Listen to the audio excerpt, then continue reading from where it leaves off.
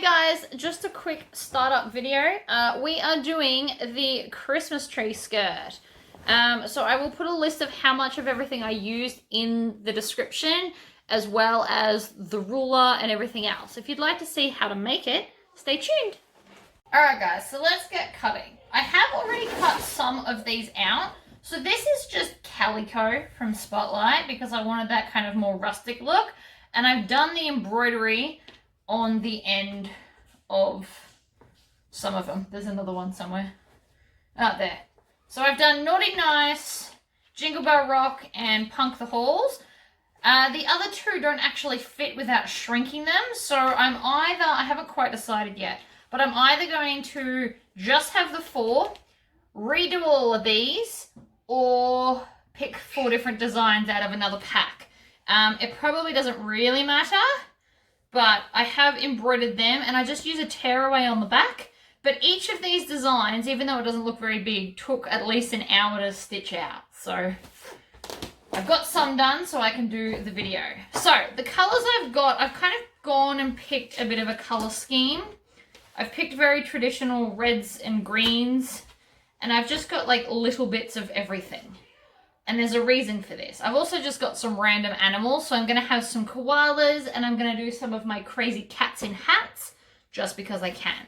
But what I want to do is I want to both cut some triangles out of the full fabric.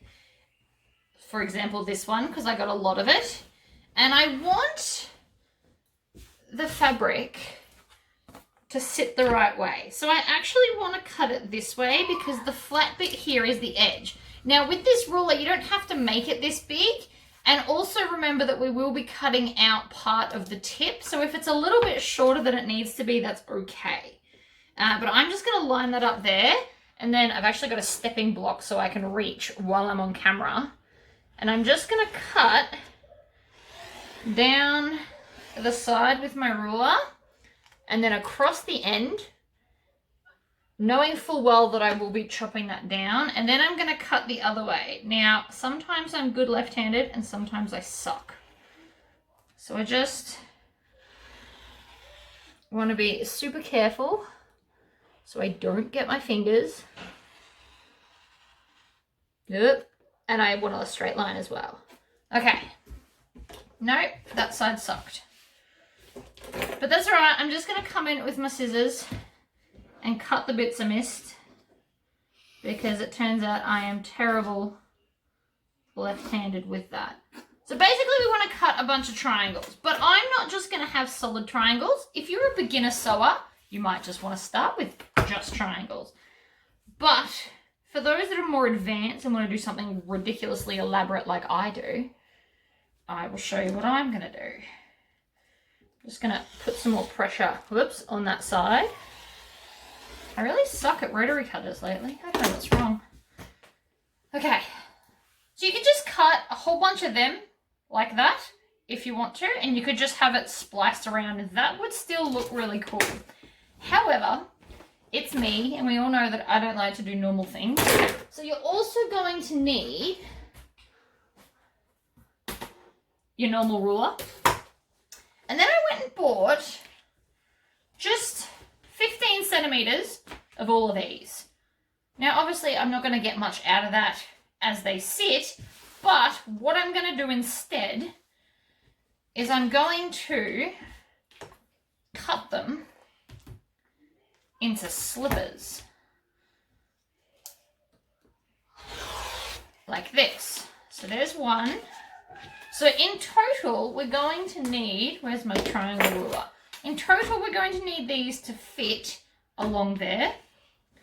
But I'm going to put them in across this way. So we're going to just have different thickness strips. Now, if you bought a Christmassy coloured 2-inch strip pack, I can't think of what they're called right now, but you can buy 2-inch strip packs.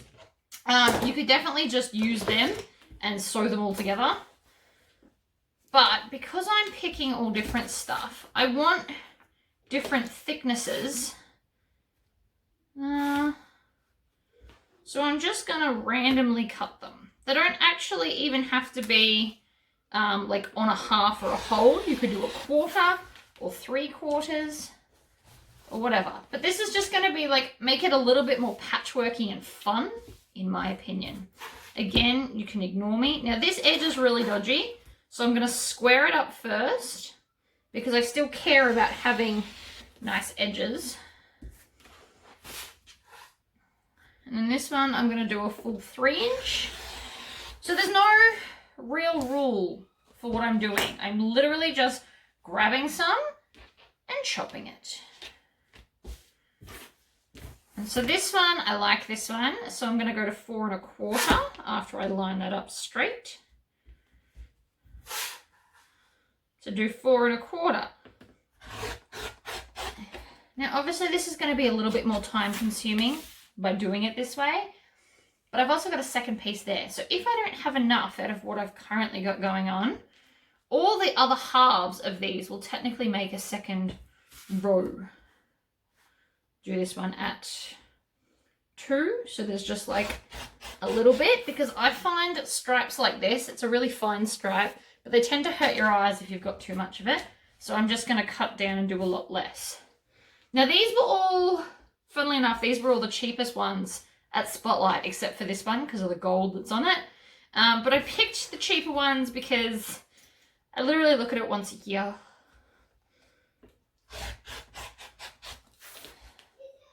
So I'm just chopping random sizes. Now I'm not worrying about the maths of how much I actually need, just as long as I get there in the end.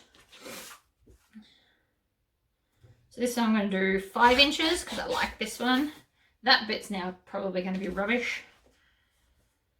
And then this one, I'm going to do 3 1/4. But honestly, it doesn't matter, really. So I don't want you to think. Now, I bought this one, which is the red and white stripe, but I'm leaving this aside because I'm going to use this as the edging or the binding, because I'm going to make it look like candy stripes. I'm going to cut it on the angle, but I'm going to show you how to do that later. Get myself some Christmas koalas. Now, before I go cutting strips out of this, I actually do want to do a triangle, so I've got a solid koala look. And the reason for that is because it's cute. Now, the koalas can go sideways, and I'll just make sure when I place it under the tree, it's going to sit to the side, whereas this one will sit to the front. And I could cut some where the tip is at the bottom so that they sit at the back. So when you're standing at the front of the tree, everything faces the right way. But that honestly doesn't necessarily matter, so don't be too fussed about that.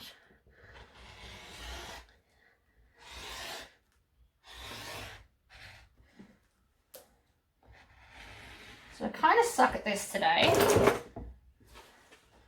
So what I'm going to actually do, because I've got the space, and I'm just going to make sure I don't knock the camera, is I'm actually going to twist around my board. Because sometimes this is just easier, although I knocked it anyway, so probably not as much. It was almost easier. I did actually have a twisty board, but I gave it to my brother because he needed a cutting board. All right, line it back up and then chop it out. Now always make sure that your hand is beside your cutter and not in front or behind, because you don't want to cut it. And this is just my little 28mm one. I'm finding I'm enjoying the smaller one better than the 45mm lately. Yeah, it's also got a burr on it, but that's because I cut paper with it earlier today, which is very naughty, but I just haven't changed the blade. So now I've got another one of those. Chuck it in the tub. Now if I want to, I can cut a strip of this and add Christmas koalas into this lot, but I actually don't think I want to. I think I just want to keep cutting some triangles out of this. So I'm going to do another one.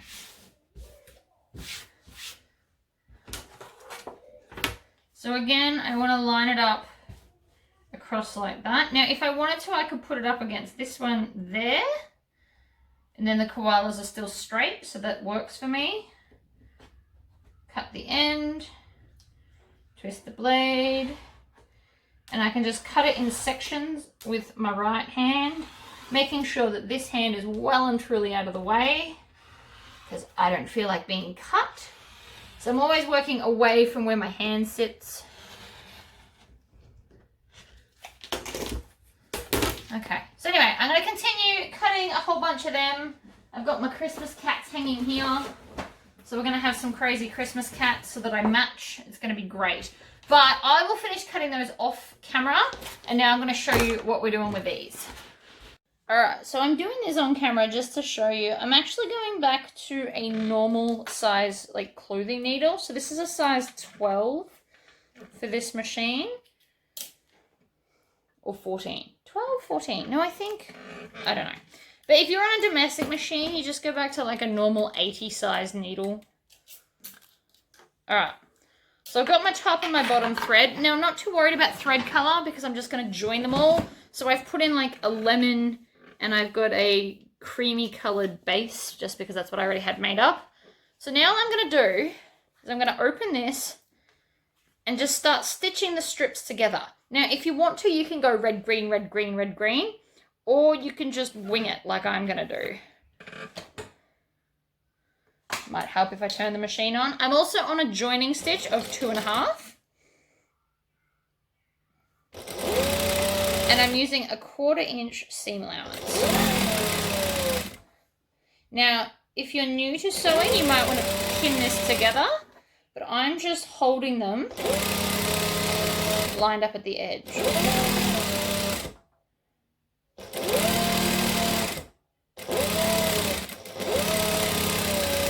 Now some of them will be a slightly different length, but that's okay. We're going to chop off that end anyway.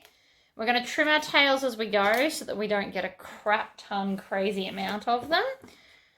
And yeah, we're just going to start sewing all of these pieces together in no particular order.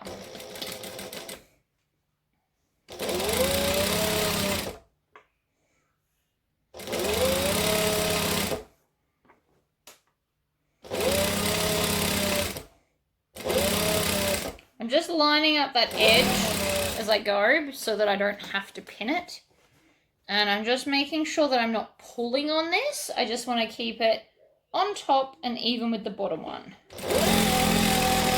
You want to try really hard not to pull because you don't want it to warp. And I backstitch at the end out of habit, but you actually don't need to. See, and now we're starting to get this funky little design. And don't think you have to keep adding to this side. You can come and add to the other side because we haven't ironed any of the backings yet.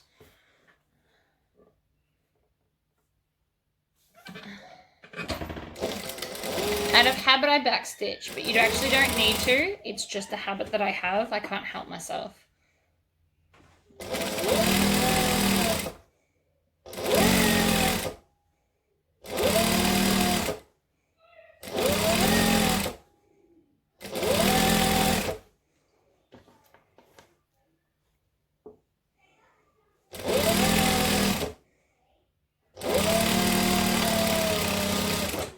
Again, you don't need to backstitch there. So now we're starting to get like this nice, uneven, fun design. Now these two are my only directional prints. So I am going to make sure that these two go in the same direction, which won't actually matter which direction you pick. Do I want a thick one there? I guess I do. I don't really have a plan. So I'm sewing 2 thick ones together, but that will still be fine. There's not really a right or wrong answer. But you could definitely make them all even. I actually think that might be harder to sew later because you'd be more conscious about lining everything up. Whereas the way I'm doing it, you don't have to match a seam. We're just going to wing it. I actually can't stitch this without back stitching.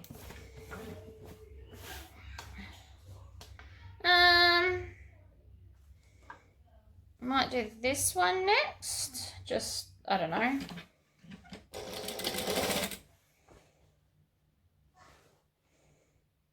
line it up along the edge. Now that just happened because my tail got caught, but that's all right. It's an easy fix. If you've got a 1/4 inch foot, that's obviously going to be very, very handy for you right now.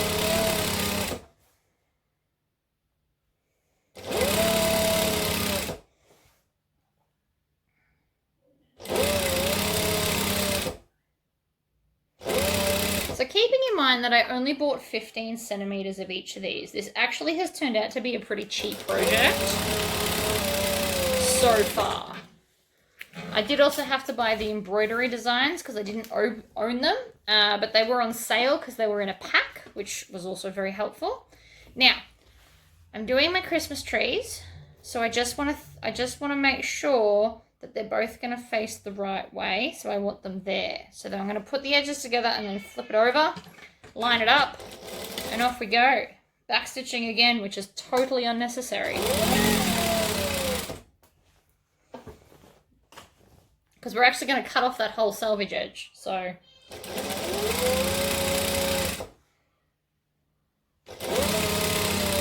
Not so much chop it off as just not use it, but still.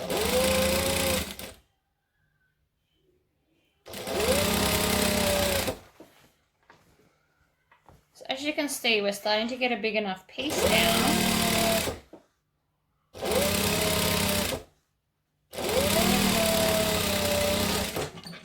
Don't backstitch.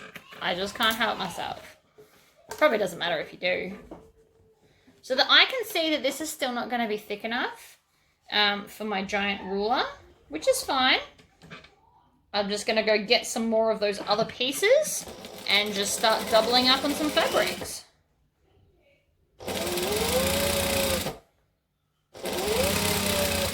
Which again, won't matter, because it's all the same.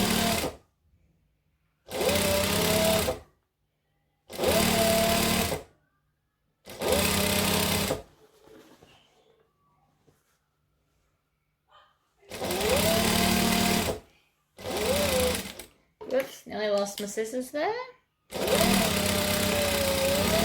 Alright. So that's actually, you know what, that might reach. I'm going to go test it, and then if we're all good, I'm going to go to the iron, and you can come and watch how I'm ironing it, and if not, I might have to sew another piece on, but either way, the next time you see this, we'll be at the iron. So it is long enough, but we are going to have potentially 1 or 2 little problems, but it's nothing to be overly concerned about. So this is now our strip. So I've got it right sides down, and I'm going to put my steam on. And I just want to iron everything to the same direction. So I'm just going to come along and push all of the seams to one direction. Now usually you press it to the dark side, but on the off chance that I put 2 of these together, I want all of the seams to go the same way. And also pressing it makes it look nicer. Alright, you start from wherever. You can either work your way up along or along one seam at a time. I don't actually think that it matters. Whatever makes you happy. Both of it works pretty well by the look of it. Now you'll notice that I'm kind of maneuvering the iron. What this is going to do is help make sure that there's no like lips or anything stuck. Giving it a little bit of friction, mainly at the tip. So I'm more interested in what the tip's doing than the rest of it. The rest of it's just following suit because it has no choice.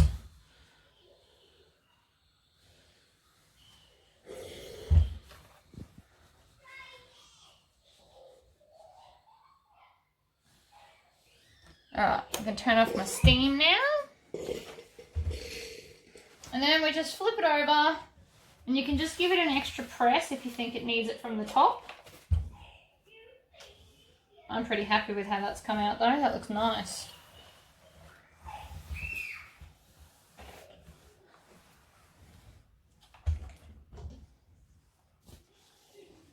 Alright, so now we're going back to the cutting table. Okay.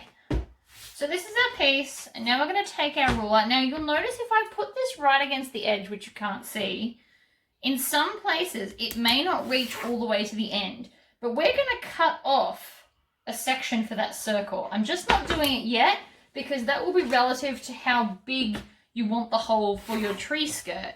So I'm just basically ignoring that problem until later. So what I'm going to do is I'm going to line this up along the bottom edge, and I'm also making sure that I'm not starting in this seam allowance over here. And then I'm just going to cut along the length of the ruler like that. Now this piece is no good to us. Now I need to do the other side, which is always the hard bit. So because I'm doing it one-handed, because I'm on camera, I'm cutting differently than what I would if I was off camera. If I was off camera, I'd just maneuver around the table instead. But there is now one piece of your Christmas tree skirt. See how it's like fun and piecey? But instead of having to piece every individual one, we are now just going to cut from here. So now that I've done that one edge, I'm going to come along here and line this up along there. You should now just be able to cut along the edge of the ruler. And there's another piece. And then we're going to flip the ruler around, line it up, and do it again. But I'm trying to line it up with the bigger edge. The little edge here is actually a little bit bigger than I need, but I'm not going to bother trimming that off because it's irrelevant. We're just going to get rid of all of that anyway. And it's like 1/4 of an inch.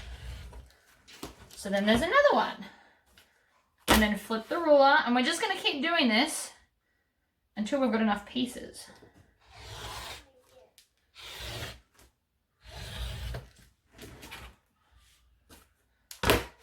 I think this looks, if you wanted to, you could bring this down a little bit.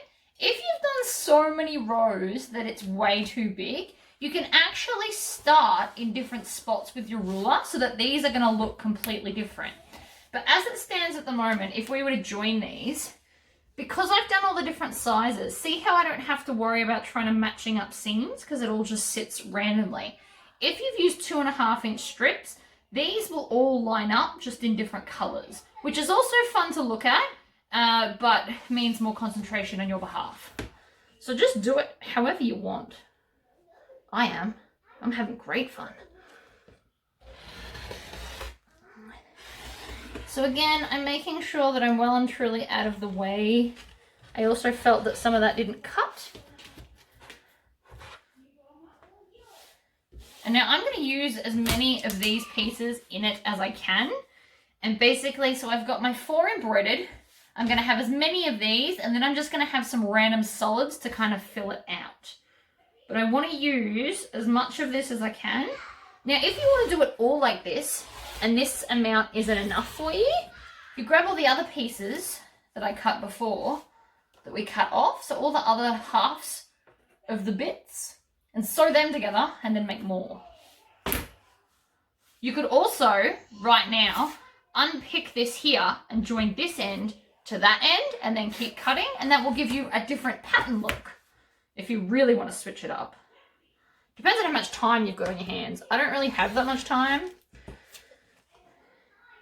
I'm going to try and get a lot of stuff done today. So I'm just going to keep at it like this. And as you can see, we're getting quite a lot. I will count them at the end to tell you how many I got out of this. So this was just full width of the fabric, which are about 110 centimeters, which I think works out to about 45 inches.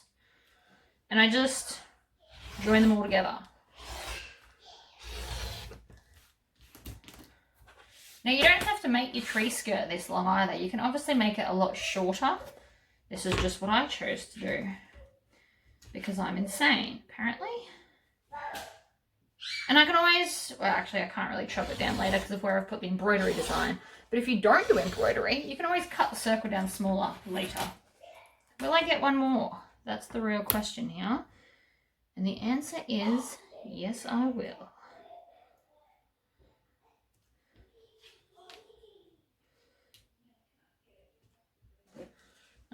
last one. So we don't have that much wastage. That piece was obviously also a little bit crooked. So I've got that wastage from one end and the equivalent at the other. So that's not bad. So we got 1, 2, 3, 4, 5, 6, 7, 8, 9, 10. So I got 10. That's pretty good. So I've got 10 there. Oh no, I've got 11. I lied. I got 11. There we go. So I've got 11 of those. And then I'm just going to cut some more solid ones to make up the rest of the space that I need.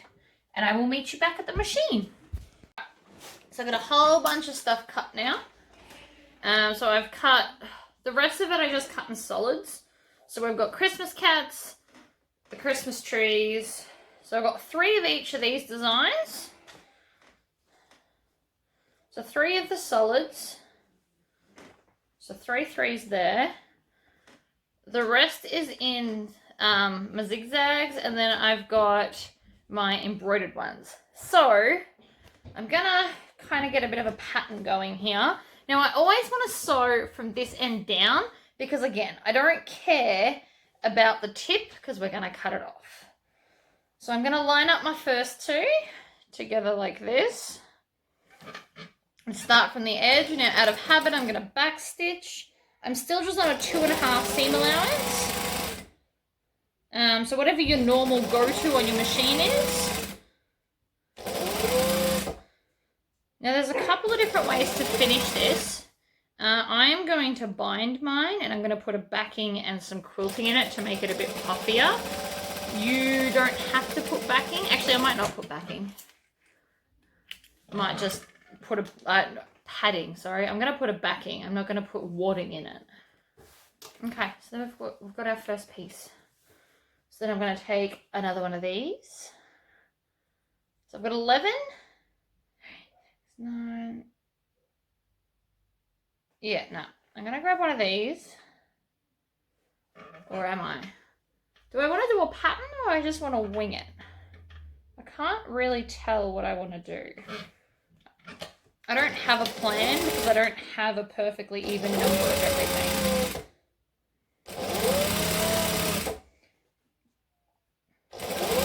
Now, if you wanted to chain sew this, you could just grab 2 and start sewing again. Now, again, I'm not worried about my tips because technically I didn't cut them all the same length and we're going to chop that off. So don't worry about the tip, so long as your edges are nice, because as you can see, we're already starting to get our curve happen. I also need to iron this. This is my friction pen, the lines to line it up.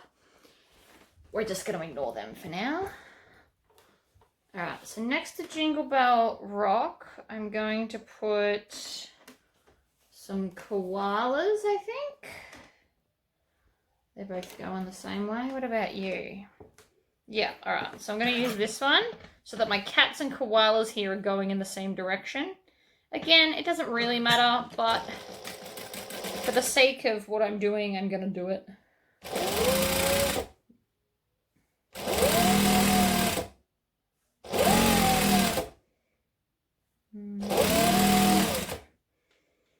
So again, the ends aren't going to be perfect. I'm not even backstitching because that's how little I care. I just want to make my way around. So that black next to that one actually makes it pop out quite nicely. Alright, so I'm going to grab another one of these since I've got the most of them.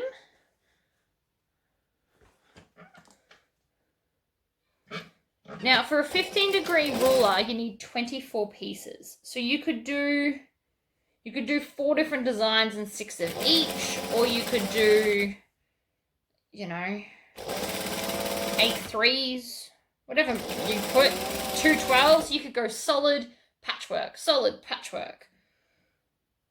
You could just have a bunch of different ones like I do. There's not actually a real plan to mine. I'm quite okay with that. Now again, this was one of those ones where I said the tip was a bit too long, but we're not concentrating there. That's why we're doing that bit last. If you were doing a perfect thing and you weren't going to cut a hole out of the center, sorry, you would care more about this, but I'm not, so I don't. Oh, this looks fun already. I know you can't really see because of my camera angle, but this is looking good. All right, so I've got 4 of these. So 6. I'm just trying to decide how far apart I want these.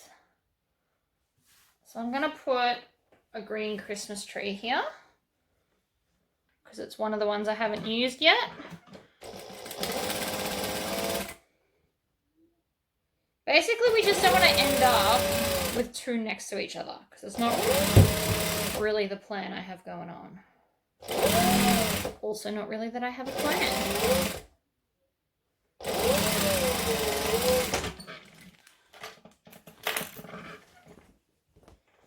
That looks fun. 1, 2, 3.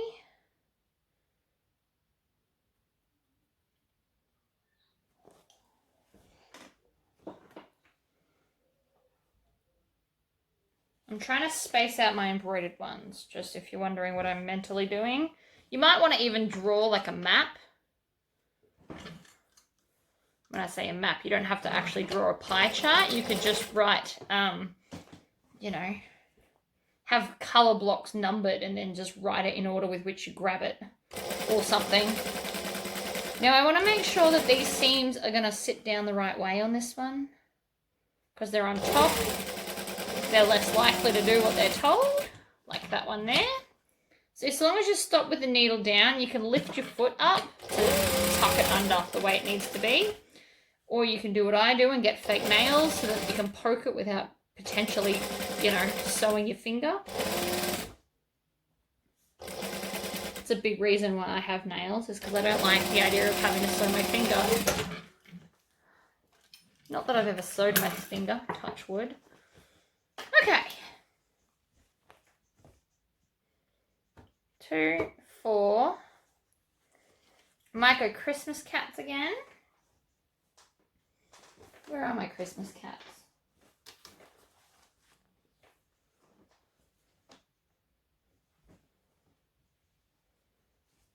I've lost my Christmas cats. Hold up. I know I cut more. They're my embroidered ones. Ah, Christmas cats are in my lap. It's fine. It's fine. We're fine.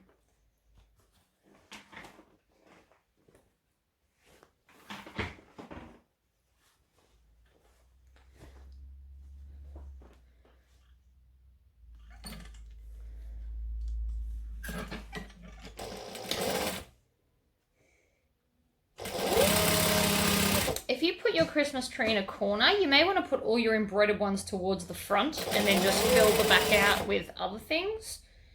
Because the embroidery did take a long time. There's like 4.5 hours worth of embroidery on this. And that's at my machine set to 600, which is the second fastest speed. Alright, so I got 1, 2, 3, 4, 5. And then I want another one, I think. 1, 2, 3, 4, 5, every 6, because 6 4s are 24. I love and hate maths. So now I'm going to grab my naughty one. Again, it doesn't necessarily matter with which order we're picking them out. I don't even necessarily need naughty and nice to sit near each other. If they're on there, that's what matters.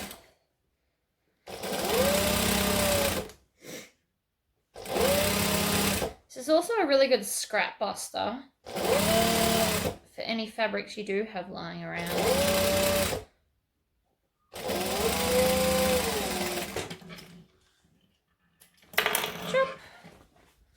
Alright, we're getting there. Like, over a quarter of the way through, which is kind of cool. I think I want this one next with the red, just because I didn't want too much calico together. So I'm going to put a red one here. I am trying to put a little bit of thought into where I'm putting them. But completely random would also be good if you had more options than I do.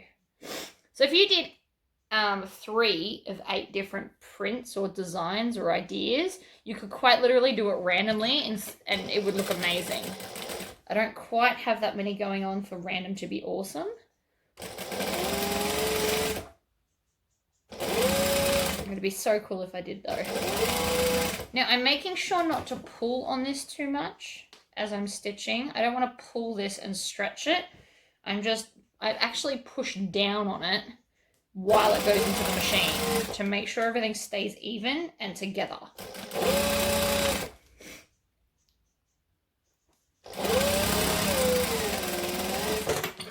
Again, I don't care about the tip. Oh, this looks great. So I'm going to go with a koala now. Now, something I forgot to mention, we're not actually going to complete the circle with this. We're going to leave 2 of them unsewn and we're going to bind that edge so that you can wrap it around your Christmas tree. So we don't actually need to sew the complete circle.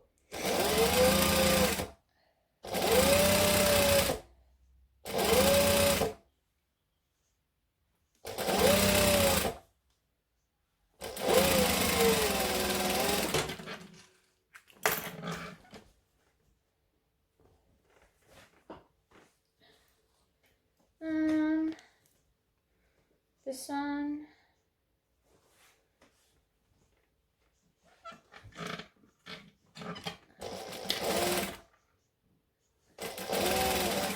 Now, I'm going to have that same problem here again where the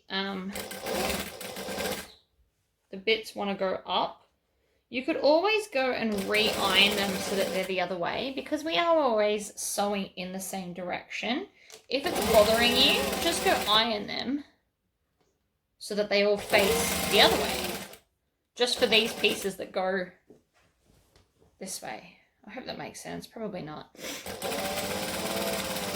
So the one that I'm stitching now, all of the seam allowances are pointing up. You can come back and iron them so that they all point down to make it easier to sew. But it's also more time consuming because you have to re-iron it. But depends on how much it annoys you, if it's worth it to you or not.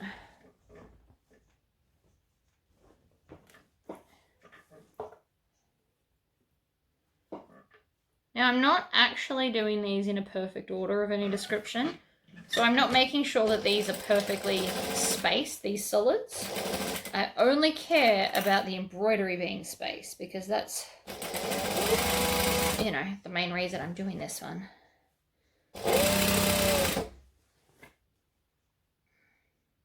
You could also make your own fabric too. If you went and got some calico and you get a very simple embroidery design that's just line work, or I think they call it red work, you could actually just repeat the pattern all over the fabric and create your own fabric.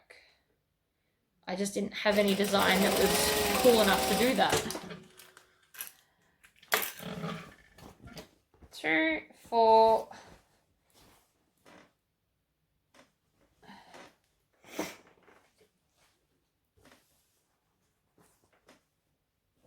This one.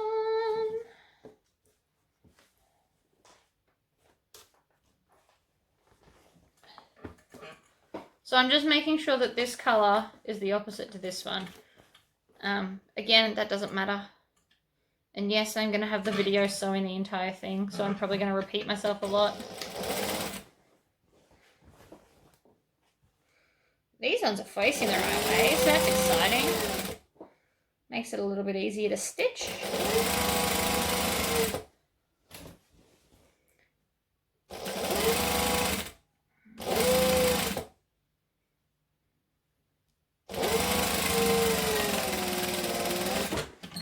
Now I just want to make a point of how crappy my middle's looking, but we don't care, so don't stress. I don't care anyway. I might chop it off. Okay, 2, 4, 5. We're up to another embroidery. So this time I'm going to do Punk the Halls.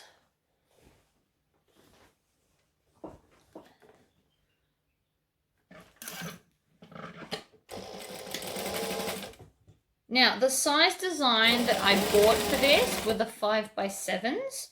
So this is the design. I didn't alter the sizing at all. But the candy heart one and the Christmas wreath, they're actually faced the other way. So if I was to turn them, I'd have to shrink them because they won't fit in the space. These ones barely fitted in the space, to be honest. I could have got the 4x4, but then I thought that might be a little bit too small. And I don't want it too small either. It's not at all where I'm at. Oh, see? Alright, I'm going to put Christmas cats next to this.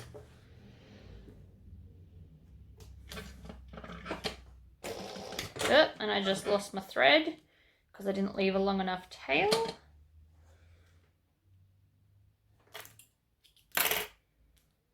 Oh, it's getting a bit hot in here. I've got this new thing where I'm on a water binge. I bought myself like a nice drink bottle, which has really helped me drink more water, to be honest. That's empty.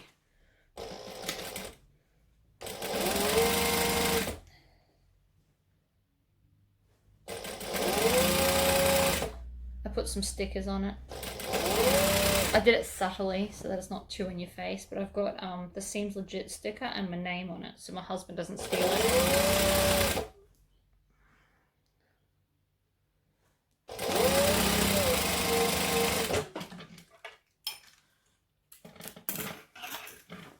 Alright, let's keep going. We're nearly there, by the way, guys. Nearly all the way around, which is awesome.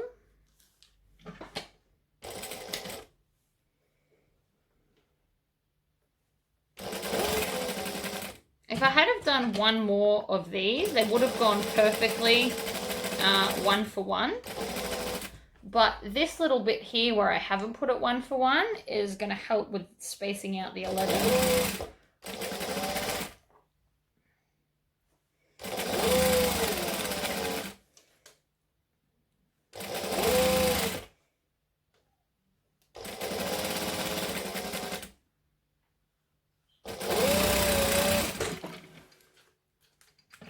I'm not even trying to join up this middle. Genuinely don't care about it. Which sounds sucky, but it's true.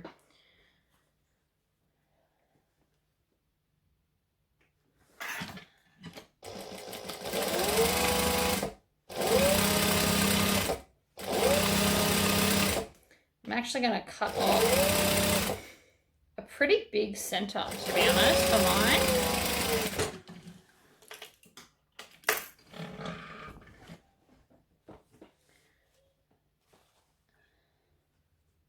So we don't have many to go, by the way.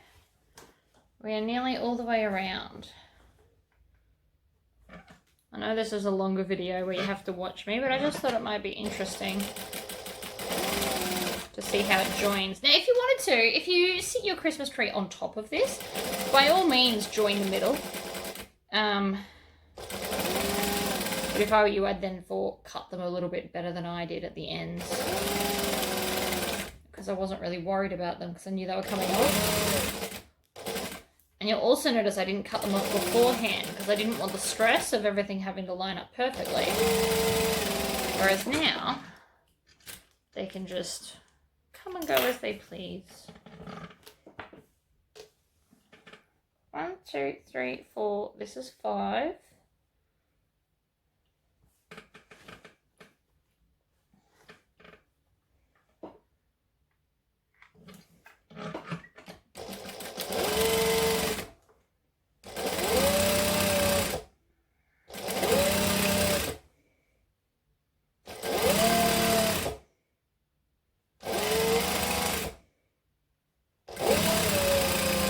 You know what, I'm actually going to make them uneven because I've still got a lot of these left and I didn't want to have them joined if I could help it.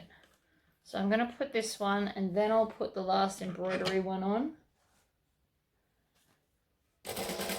And then we'll see what's on the other end. I might have to have two. I can also just go and unpick one as well. I think I might have to do that.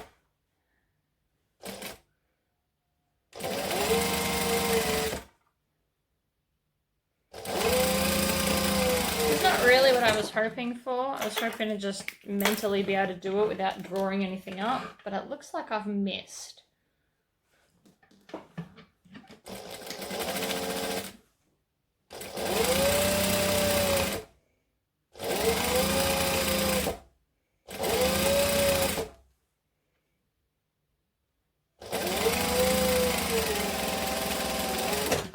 Oh, and I just dropped one on the floor. No, I dropped a lot on the floor. Hold that thought. I should have really been more organized. Okay. Only got 2 left, so that's not too bad, considering I wasn't paying 100% attention to the whole thing.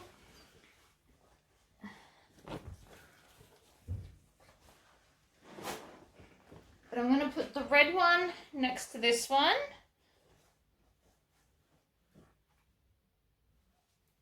And then this one's going to be like the gate entrance to get it in.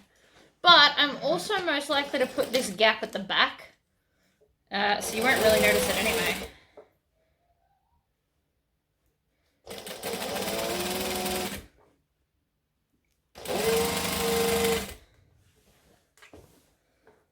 Oh, this looks wonderful. Quite excited about the Christmas tree. Now, if you buy a different size ruler, you can definitely do it with different size chunks. If you buy a bigger ruler that's like 18 degrees, you'll just need less pieces, which might work out in your favor. Might not too, but it might.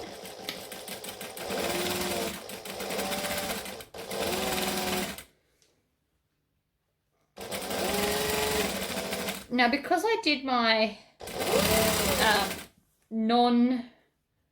because these all aren't even, it's actually quicker to sew. If I had have done 2.5 inch strips, I would have been making sure that all of these seams match up perfectly. So I'm very happy that I chose not to do it that way. Although if I had have found the perfect jelly roll, and that's what they're called, it took me a while. If I had have found the perfect Christmas jelly roll, I probably would have done it because it would have looked amazing, but I didn't, so I haven't. Okay, so now we're done.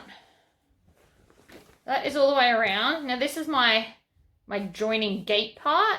So now I'm just going to go to the iron and I'm going to iron all of these down. I won't show you that bit. And then we'll be back at the cutting table to cut the center and put a backing on it. All right, guys. So this is what we've got. Now this skirt is huge, but I did that deliberately. I want a huge skirt. And as you can see, this is my middle. And because I didn't line it up very well, it all looks a bit crap. But that's okay, because I'm going to take my bowl. Now, I want a bigger kind of a circle rather than a smaller one. So I'm going to put that, what looks like in the middle. Like so. Keeping in mind that this is technically not sewn together. So if you want it to kind of feel more centered like that, then put this on.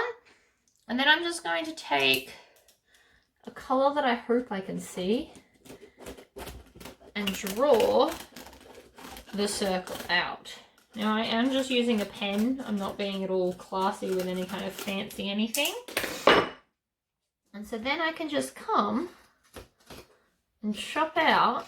And this is why I wasn't worried about the edge. Now I don't want this circle too small because I'm going to bind this circle and it will be very, very hard to bind if it's like super tight. But I also don't want it so big that it's ridiculous. So this is the circle that I have come up with. And then I can take that a bit out. And now that I took the dodgy looking center, it actually looks really nice and sits a lot flatter. And again, that's because I wasn't trying. Once I got to like this far from the end, I didn't really care about it, which is why it didn't sit perfectly. Now, I am choosing to put a backing on this. Now, I'm not going to choose anything expensive or fancy because it's going to sit on the floor. Now, because of the width of it, you could just get some like cheap poplin if you wanted to and stitch 2 pieces together and then back it with that. But I have a lot of fabric left over from my skirt. So I'm actually going to lay this out on the floor, right sides down. So I'm going to lay it down like this.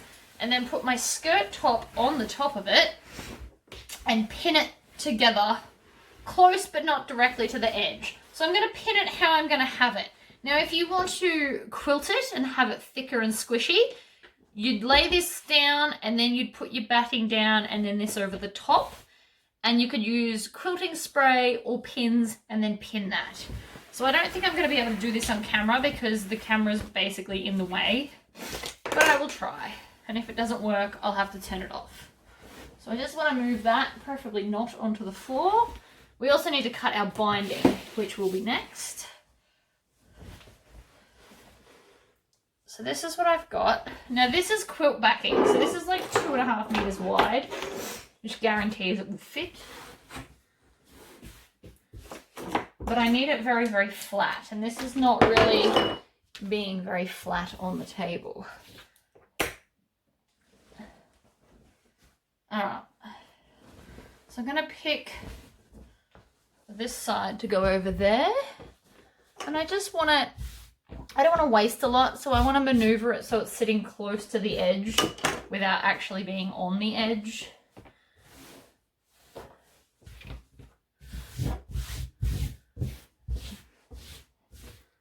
And I'm just smoothing it out as I go to make sure that the whole lot is sitting nicely. Now I really do need the whole table to finish doing this, but you get the idea, right? So close to, I'll move this so you can see, I've gone really close to this edge, and then I will go and I'm just going to put pins kind of along this edge and close to here because they're the bits that I care where it's joined, and then I'm going to cut it out. So I'm going to hit pause while I do that because this is going to take a while. Alright guys, so I have pinned it to the back. I basically put one pin per seam, so except obviously in the center because there's a lot more there to close together. So that's now all pinned, so that's ready to go to the machine, but we still need to make some binding. Now you can obviously just go and buy pre-made binding, which would definitely be easier, but apparently I don't do things easy, so we're gonna do this stuff. Whoops, sorry, I just knocked the camera. Actually, I knocked the cord on the camera, but whatever. So I want to cut this at a 45-degree angle. Now my ruler's got it, so I just have to get it right. So there's my 45-degree angle. So I'm just going to do one cut like that. And now I can just come along and I'm going to cut 2-inch strips. And then I'm going to join all of these together and have my fun candy stripe binding. Now I know you can buy candy stripe binding at Spotlight, but it's white and not cream, whereas this matches in more with the colours of my thingo, which is obviously what I care about. Now I don't know how many I'm going to need because my tree skirt is huge. So learn from me. I knew mine was going to be huge. I did that deliberately because I'm excessive. But just make sure you think about what size you want it, because whatever, so I use a 24-inch ruler, but you've got 2 of them. So it worked out way, way bigger. Now I've just miscut that, so I'm just going to trim off the dodgy bit that I did. And that will end up in the bin. I'm just going to keep moving along. I'm probably going to cut up all of this because even if I don't use it on this project, I'm sure there's something else Christmassy I want to do. And I'd prefer to just have it all done. So after I've done all of this, I'm going to join it all together. And then I will end up with one very, very long roll of it. Now, obviously, if I had a bigger piece of fabric, I wouldn't have as many joins. And there is a way that you can do it on YouTube where you sew like an end together and it becomes like a continuous roll. But for beginners, this is how we roll. I don't want to overcomplicate this too much. So we're kind of nearly there. I could probably stop. That's a lot of pieces. And each one of these will do 2 or 3. So that length there will probably go around 2 to 3 of these. So if you map that out, you need 8 of these pieces, and then you've also got to go down the edge and the inner circle. So just to be safe, I am going to chop it all up, but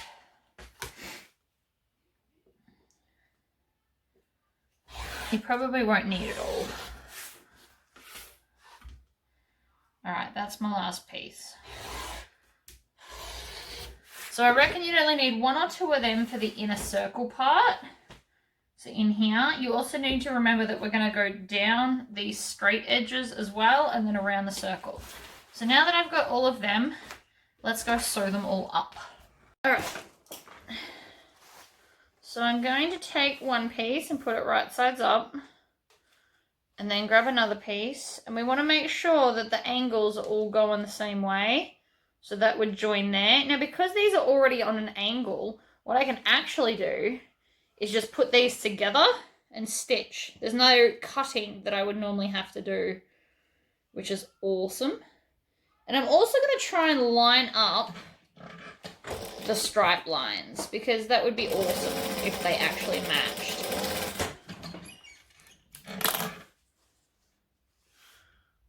Nope. Not bad. Not brilliant, but not bad. All right. Next one.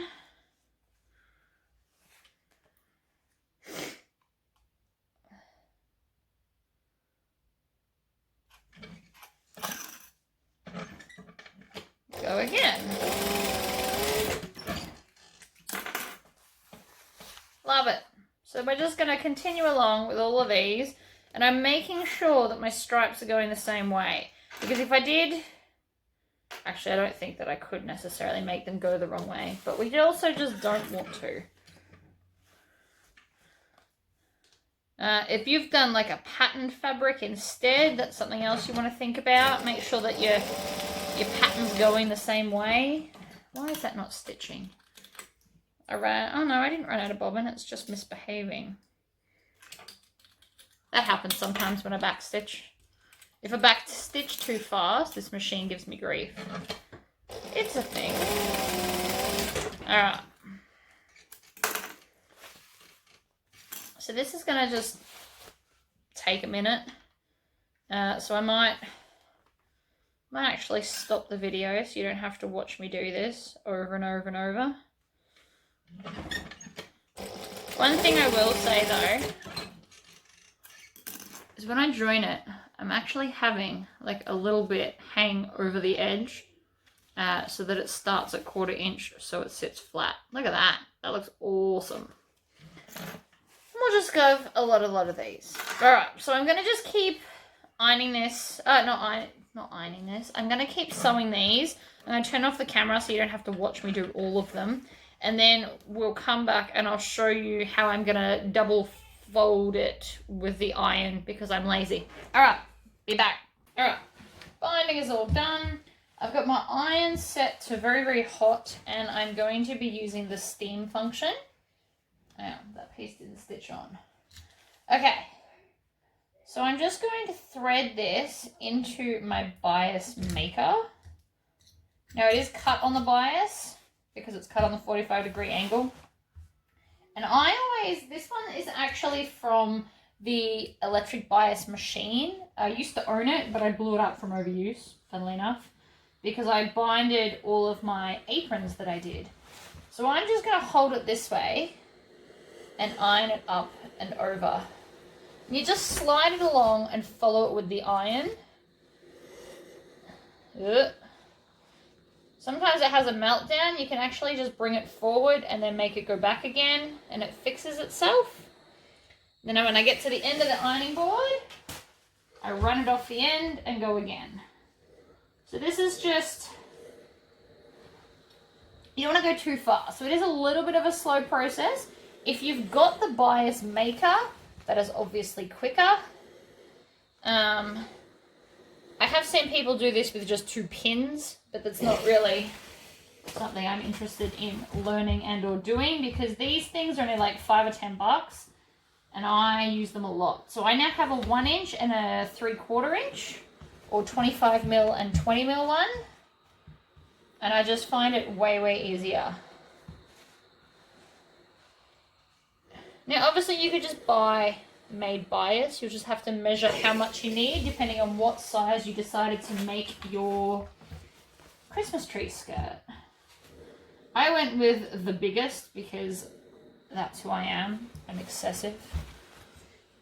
And if I lived closer to a spotlight, I would most likely have just backed it with a poplin or something cheap, because it's not something that I'm going to flip over, and it's literally just going to sit on the floor. So it's not, I wouldn't be using my best fabrics for the bottom piece unless you planned on making it reversible. Which, I mean, you could definitely do. And it would look very cool, actually, reversible. You could get 2 options. You could switch it up each year. I'm just going to untwist this because it's driving me insane. There we go. Right. Continue on. It's much easier to do now that it's not twisted. It's not fighting me.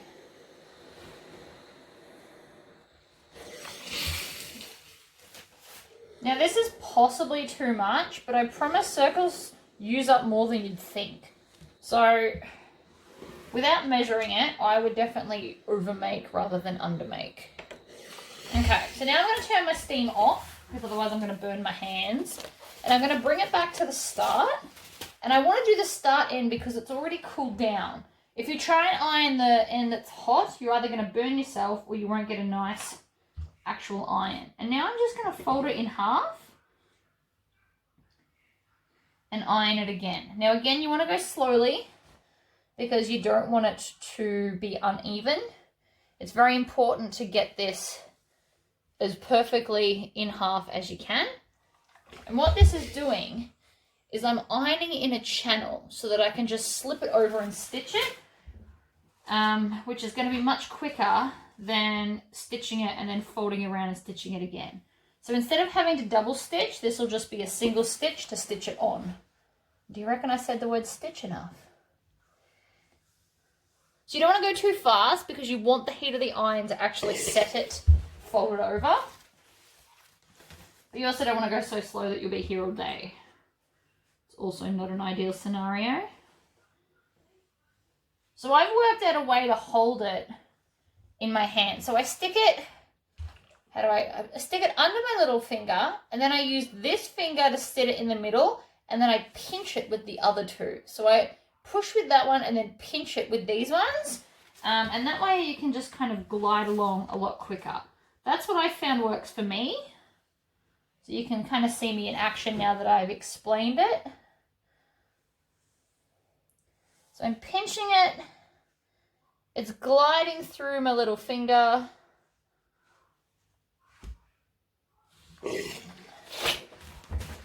And then we come back to the start, and I just go over a little bit that I've already done to kind of hold it down till I reposition my hands. And then we're just going to go again. This takes practice, but it is pretty quick to pick up.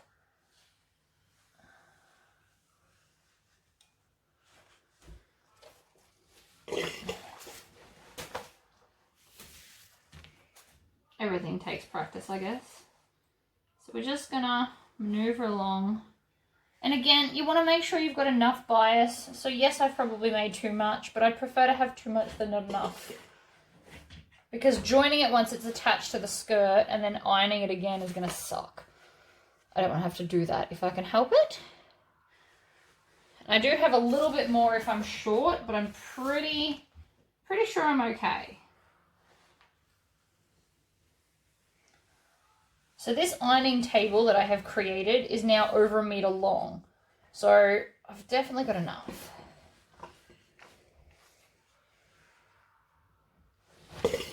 Last little section. Good ironing makes for good sewing. So it's worth taking the time to make sure that that worked for you. All right, so now I'm going to unplug the iron and we're going to go back to the sewing machine for the final step. So we're back at the machine. I've got my binding and I've got my skirt, which is huge. I'm not even going to lie. I made a huge skirt. Now, I want to start on this straight edge and I'm going to work, instead of doing the inner circle first, I actually want to start here. So I'm going to square off this edge, the first thing I want to do. And I'm going to just slot the fabric inside the binding like that. And then I can just, oops, I haven't changed the color thread. I'm going to change to red so that it looks cool. Red or cream would be good for this color binding, but I like to be bold, and hopefully you're going to be able to see it, or at least somewhat see it. Now, I don't rethread my whole machine. I just cut it off, tie it through, and pull it through, but I never pull it through the eye of the needle because you're likely to bend or snap. Bend and snap. Bend the needle or break the needle. Now, the thread that I'm using is actually birch overlocker thread. I wouldn't recommend this for a domestic machine. It's not cool for that. But it will be fine for what I'm doing. My child's watching Megamind in the background, so he's most likely copying him. Alright, find the end. I've lost the end of my binding. There it is. So I'm going to start with the straight edge. I'm going to start right on the edge and stitch down. So I'm going to back stitch because I always back stitch, and then I'm just going to slot the 2 layers inside the binding. Now you might want to remove your pins as you go, depending on how far away from the edge you've put them. Why is this not working? Now what?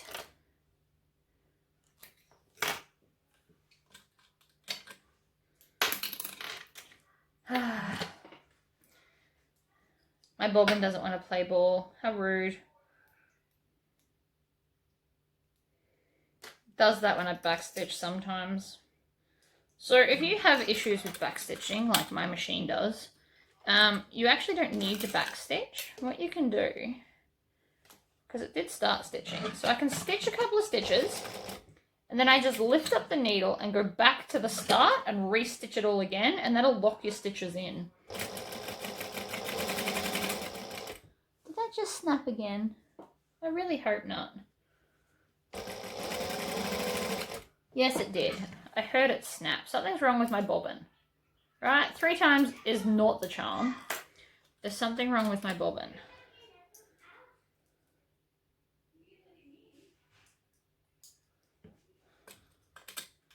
It could be a burr, it could be it's too tight or too loose. I do have different threading than normal because I'm usually mainly just sewing bags with this. But we'll try again.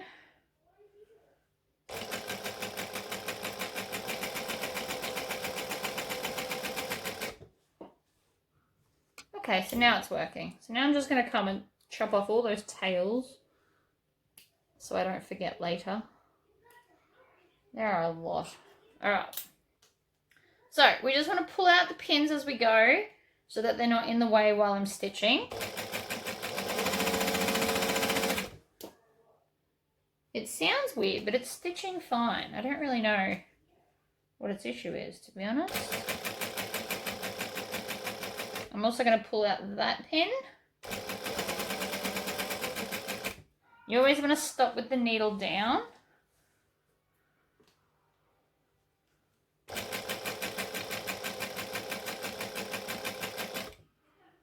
Remove that pin. So I'm removing the pins before I get to them so I don't accidentally stitch them. Now this is probably going to be a very slow process because my machine's misbehaving, but we'll see. Okay, so I'm going to stitch all the way to the end and back stitch and then pull it out. So that's one little bit done. Now I'm going to, and this is the fun bit, so I'm going to stick my finger in to flatten this out, and I'm literally just going to put that over the edge again, and that makes my mitered corner look. And then I can start stitching again. And this should stitch the whole way around the curve, although I anticipate that I'm going to cop some issues from my bobbin right now. Now if you put wadding or batting inside this so that you can quilt it before you trim the backing and before you bind it. Pull out my pins. and then readjust and continue going. I'm actually quite happy with my choice of red candy cane style binding.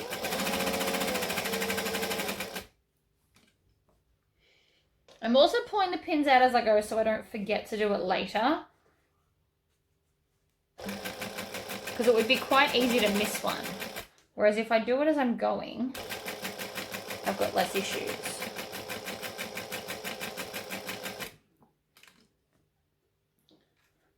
And I'm just making sure that this isn't pulling from this side. So I'm constantly readjusting it. So for the most part, it's as straight as can be in front of me for the part that I'm sewing.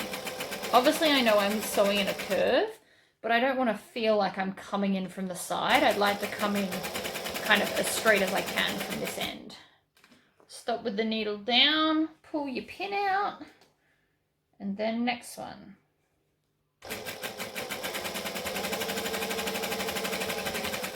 Now, if you don't like binding, you could actually have pinned this right sides together and stitched all the way around and then turned it through a little hole that you leave. But in this particular instance, I actually think binding is going to be quicker for me than that way.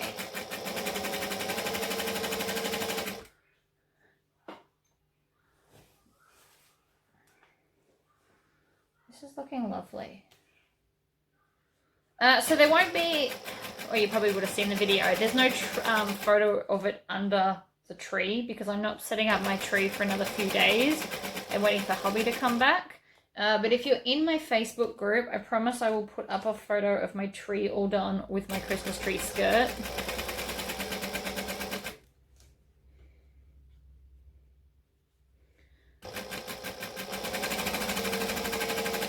I could probably go faster, but I'm really worried my bobbin thread's going to snap,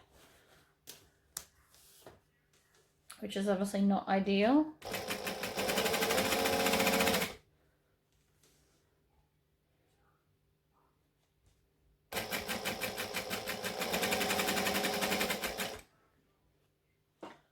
I'm not sure what its issue is. It doesn't sound right, but it's stitching fine. So I don't know. It's not in the wrong way because I've checked it like 4 times. Alright, now I'm getting near that pin, so again I'm going to take the pin out.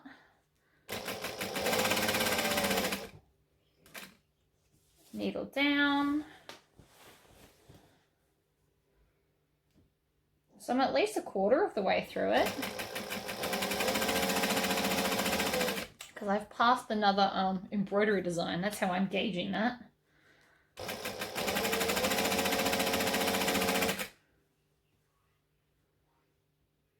Could also be that my needle's getting blunt. This is on the older end of needles. I don't know how many hours I've done on this needle because I keep taking it out. It's only for my lightweight stitching. That is definitely wrong. I just don't know what.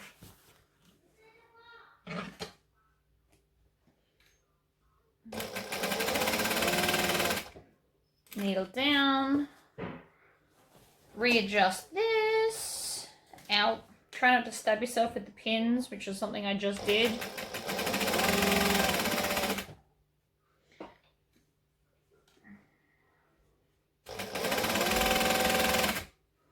Now when I was stitching my binding, I tried as best I could to line up the stripes so that it was less obvious that there's a lot of joins.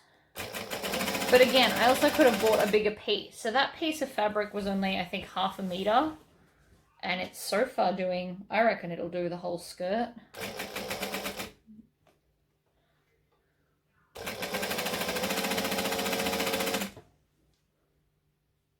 Like I said, I only bought 15 centimeters of each of the patchworky fabrics. And then the other ones were either left over in my stash or were in the clearance bargain bin at Spotlight. So the koalas were a clearance remnant piece. And I didn't use very much of that either. Which I have more left for more decorations of some description.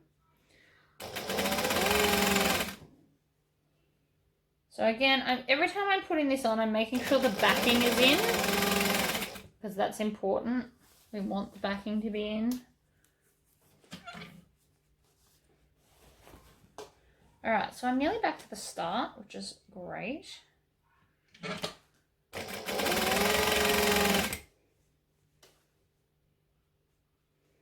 So when we get to this edge, we're going to do the same thing where we sew off the edge and then clamp the miter quarter down. You can do it without coming off the edge. It is a thing that can be done. I'm trying to make this video as beginner friendly as possible.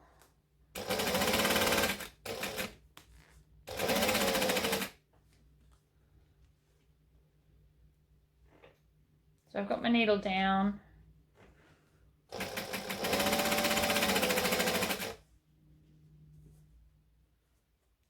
Pull the pins out. So now I just don't have to go and do the pins later. Like, I could probably leave most of them in. Most of them are not in my way. But it would mean that I have to go back around later and pull them all out. Whereas I already have to stop the machine to adjust the binding anyway. So I may as well pull it out while I go.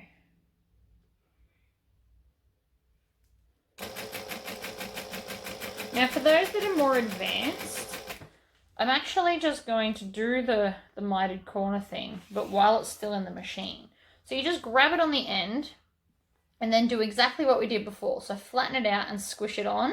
Then you just have to hold it until you get up to that point and then stitch it down. So it can be done for those that are more advanced, but you have to remember that the bottom's going to constantly try and slip out on you. You stop with the needle down and then you can pivot and tuck and continue around the bend. So it can be done, but the way I did it first is obviously the beginner and easiest way. You just run off the edge. Less thought involved, I guess. Pull that needle out and then put my needle down.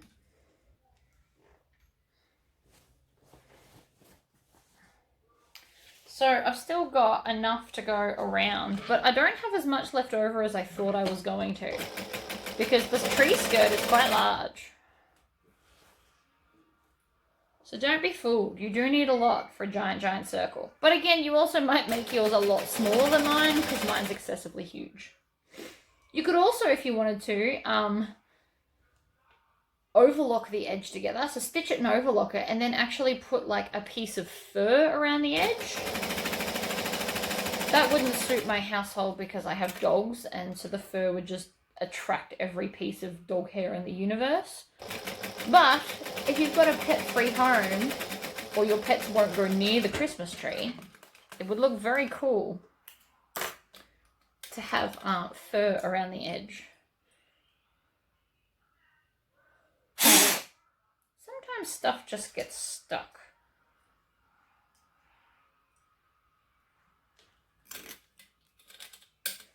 Okay, pull out the bobbin with the, and then we're just going to do this inner circle.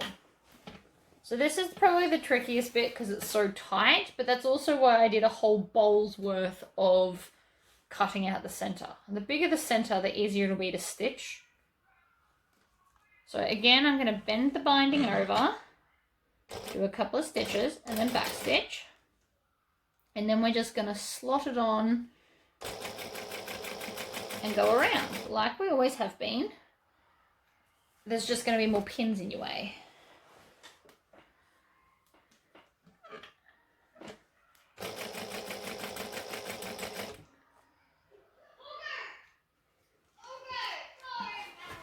So I'm going to keep adjusting it every few stitches so that it's going to go around the curve nicely. Stop with the needle down.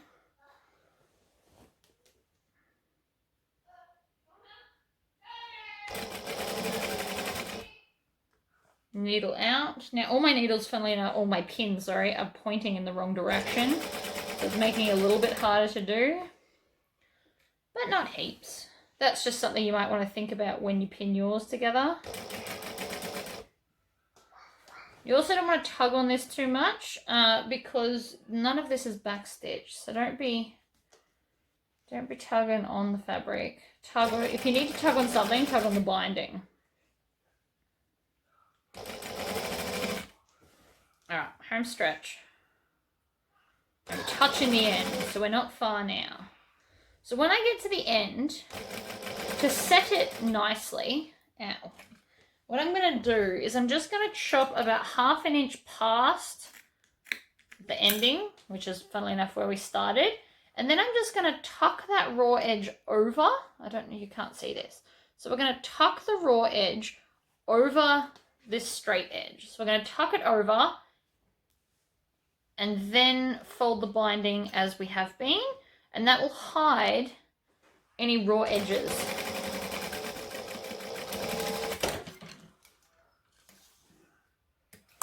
Like so. And then we just need to trim off any tails that we left behind when we stopped and changed directions. And your Christmas tree skirt is done, guys. Voila. And it's fully backed. It looks fabulous. I hope that was helpful. And until next time. All right, bye-bye.